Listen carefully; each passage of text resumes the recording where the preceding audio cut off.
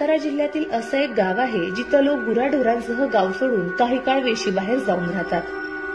भूत पिशाच यांचा वावर या काळात गावात असतो अशी जुन्या लोकांची धारणा आहे. आज काळाच्या ओघात ही भीती राहिली नसली तरी सूर्यास्त ते सूर्योदय या काळात गाव ओस टाकण्याची प्रथा कायम आहे.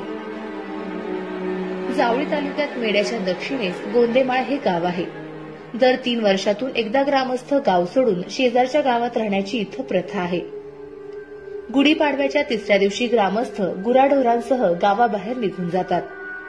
महाते बुद्रुक या शेजारच्या गावातील मंदिरात त्यांचा मुक्काम असतो.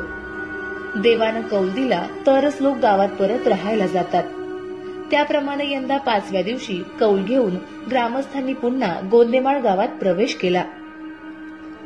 संपूर्ण गाव निर्मनुष्य असतं, पण या काळात गावात चोरीचा प्रकार कधीही घडला नसल्याचा दावा गणपत पार्टे यांनी केला. पळ असतो त्यावेळी आम्ही ग्रामस्थ गावात जातो. सोबत जेवण बांधून आणलेलं असतं.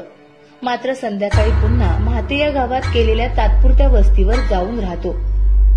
सूर्यास्तानंतर गावात कोणीही थांबत नाही. घरातील चूलही पेटवली जात नाही असं लक्ष्मण पार्टे यांनी सांगितलं.